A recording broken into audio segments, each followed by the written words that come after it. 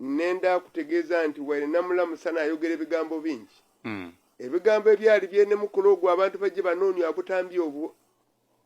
nalingirira Isaife n'akanti baba okuze ate nga ife abaana endala eri kutuluma ge obanga okalifuna maama waife tetujja kuba na mirembe mu Busoga namukoba nti ayinza akukobya ebigambo ebyo ndisaabirye ate zeena nafuna mutesi okuva mu lulyo lwa Kirunda wano n'akawa nti aya amaloboozi gano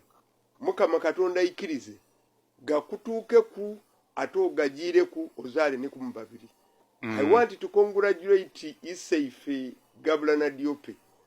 nti lazima yasaba maama waife ne yamukoba nti okuze aye nga ne bakatiikiro ba Busoga mbu bamulinga ku babona nti akuze aye nga bati omukoba ati muna bwe nawulire nti azaire ababiri nenda akoba nti ayoge kubanga nze namukoba ne musaba zeena ndisaabiri twenda oyo Richard Mafumu akulira ebyakalicha Isaife bw'aba ava kuliya batakola nsobi oba katiikiro oba niwe Mafumo ndikwogera ng'owulira kugeza kukwaniriza baba abasooka okumwaniriza bajja kuba bayisaabirye nife era batwete amaloboozi gano mwesigo gagemanga bulungi oba katiikiro awulira oba ni nani oba ni polotoko atagezaako oba ni katiikiro wa Busoga oba mwami Mafumo akola ku by'Obusoga mutagezaako ife bayisaabirye ni baanaabirye nife abalina okujyayo kubanga nife abayidi kubanga bayisaabirye tuyidi olulimi lwetwogera kyova owuliranga ati bayisaabirye nantalo bani baanaabirye mpegano bwe banayakuba olulimi tolusampulinga ku wano luleke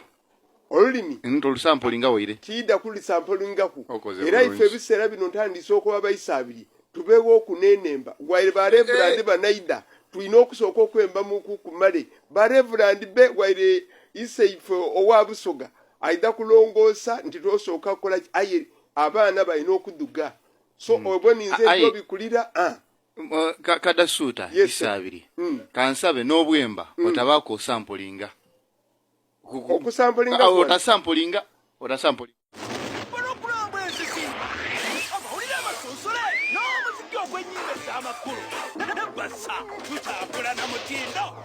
mwami kadasuuta ate ava okunkoba bulungi wano nti isaabirye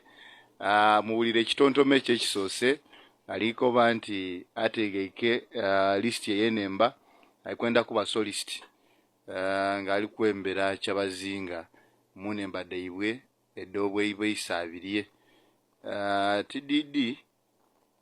nawulira kubuulire context yado abere yetegeike okowoola muku aye producer idagaidinga sebo jja mu maiso era nenda kukutegeeza Obusoga nti ono kadasuuta Abdallah ne yasinga kwemba nemba da Lusoga mu mwaka ogw'ekinaana gembeere ku kyomusanvu n'adisinga so nigano bati nigenda akolanga ku nti saabirye naabirye wali otya